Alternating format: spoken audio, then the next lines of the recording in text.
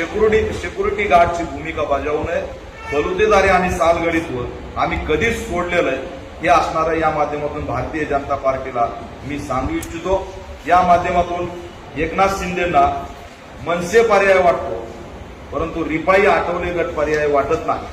Bharatiya Janata party ही सन्मान्य आठवले साहेबांना दलित चष्म्यातूनच बघते का, हा सुद्धा प्रश्न या माध्यमातून मी विचारतोय.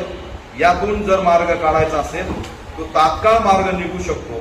40 आमदारांना रिपाई आठवले गटात विलीन करून सन्मान्य रामदासजी आठवले यांना दलित चेहरा म्हणून मुख्यमंत्री करता येतं, परंतु जातीय दृष्टीतून भाजप याकडे बघते म्हणून त्यांना मनसे पर्याय वाटतो, पण रिपाई आठवले गट पर्याय वाटत नाही. हे दुर्दैव आहे. महाराष्ट्रात कंत्राट नोकर भरती ही फॅशन निघालेली आहे. जिल्हा परिषद शाळेत सुद्धा कंत्राट भरतीचे शिक्षक भरणार म्हणून जाहिरात आलेली आहे. एसटी महामंडळात सुद्धा 5,000 कंत्राट कर्मचारी भरणार म्हणून जाहिरात आलेली आहे. एसटी महामंडळाकडे प्रशिक्षण झालेले जवळपास 5,000 तरुण असताना या ठिकाणी कंत्राट बेसवरती कर्मचारी का भरले जातात, हा असणारा एसटी महामंडळाला आमचा प्रश्न आहे. अग्निवीर योजनेत सुद्धा कंत्राट बेसवरती सैन्य भरण्याचा घाट घातला जातोय आणि 4 वर्षासाठीची अग्निपथ योजना केवळ आरएसएसचा हिंदू राष्ट्र अजेंडा पूर्ण करण्यासाठी आहे का, हा सुद्धा या माध्यमातून आमचा प्रश्न आहे. कंत्राट बेसवरती नोकऱ्या देणं म्हणजे नोकरीशाहीमध्ये धार्मिकीकरण आणणं, हा सुद्धा या मागचा छुपा अजेंडा आहे आणि कामगारांना गुलाम करण्याचं हे मोठं षडयंत्र आहे. भीमा कोरेगाव दंगलीमध्ये जवळपास 35,000 तरुणांवरती गुन्हे दाखल झालेत, ते तात्काळ मागे घ्यावेत. बुद्ध लेण्यांवरील धार्मिक देवी देवतांचं अतिक्रमण तात्काळ हटवावं.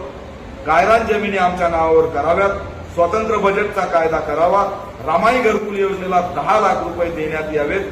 अशा प्रमुख मागण्यांसाठी ऑल इंडिया पॅन्थर सेना मुंबईमधून राज्यव्यापी आंदोलन छेडणार आहे. येणाऱ्या काळात लवकरच त्याची तारीख जाहीर करणार आहे. धुळे शहरात सुद्धा एक ज्वलंत प्रश्न मार्गी लागत नाही.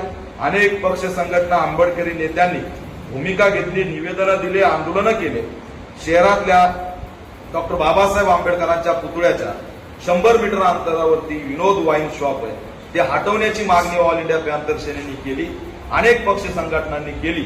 जर का उद्या एखाद्या दारुड्यांनी त्या ठिकाणी या पुतळ्याची विटंबना केली तर राज्य वेठीस धरलं जाईल आणि महाराष्ट्रातला कायदा व सुव्यवस्था बिघडला जाईल.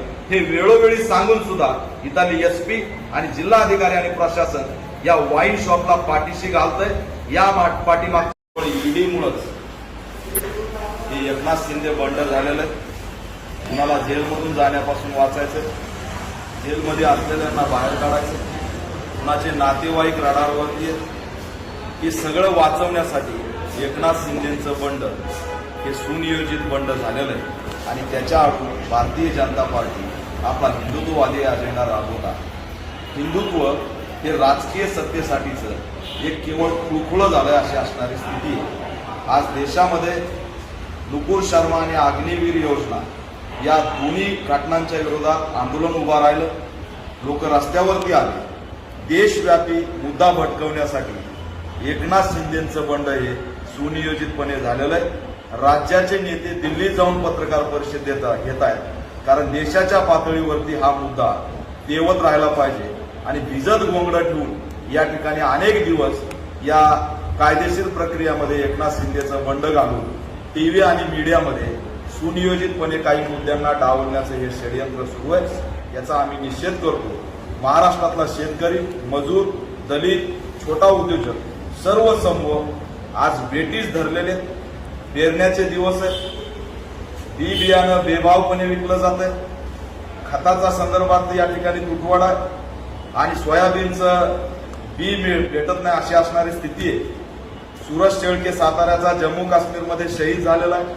सर्व स्तरावरती महाराष्ट्रामध्ये अनेक प्रश्न असताना 40 आमदारांनी गुवाहाटीत झाडी, डोंगर आणि हॉटेल बघायला जावं. गुवाहाटीत सुद्धा, आसाममध्ये सुद्धा शेकडो लोक मरण पावलेले. अर्धा आसाम पुराखाली आणि त्यांच्या असणाऱ्या मढ्याच्या बाजूला बसून करोड रुपयांची डील त्या ठिकाणी सुरू आहे. ते महाराष्ट्राचा आमदार करतायत, हे असणारं दुर्दैव आहे.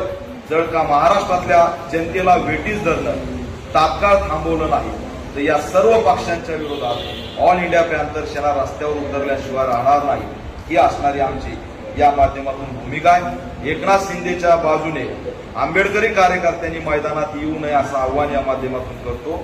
जे 40 आमदार आहेत ते कर्मठ धार्मिक गप्पा मारतात. गेल्या 2.5 वर्षामध्ये दलितांवर अत्याचार झाला, एकाही घटनामध्ये एकाही आमदारांनी भूमिका घेतलेली नाही. दलितांच्या कोणत्याही मुद्द्यावर ते बोललेले नाही. त्यातल्या एका आमदाराने तर अॅट्रॉसिटी ऍक्टचा गुन्हा झाला तर दरोडा टाका असं असणारं सुद्धा जाहीर मीडियात सांगितलं होतं. म्हणून अशा कर्मठ हिंदुत्ववादी आमदारांच्या पाठीशी आंबेडकरी कार्यकर्त्यांनी उभा राहू नये.